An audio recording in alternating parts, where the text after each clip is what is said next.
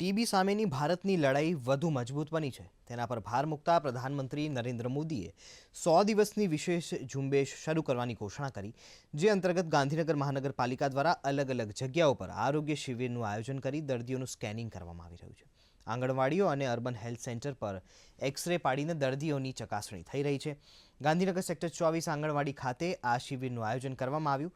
સાથે જ ગાંધીનગર મહાનગરપાલિકા દ્વારા શહેરી વિસ્તારોમાં ટીબીના દર્દીઓ શોધવા માટે ટીબી વાનની શરૂઆત પણ કરવામાં આવી છે।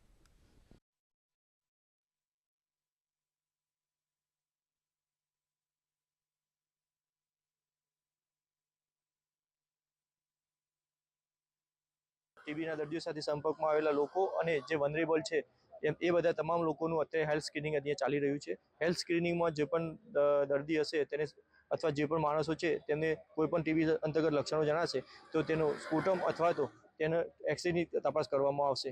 એક્સરેની તપાસ કર્યા પછી જો તેમાં ટીબીના લક્ષણો અથવા ટીબી જોવા મળશે તો એની તરત જ સારવાર કરવામાં આવશે। આ તમામ કાર્યવાહી અથવા કામગીરીનું ફ્રી ઓફ કરવામાં આવે છે।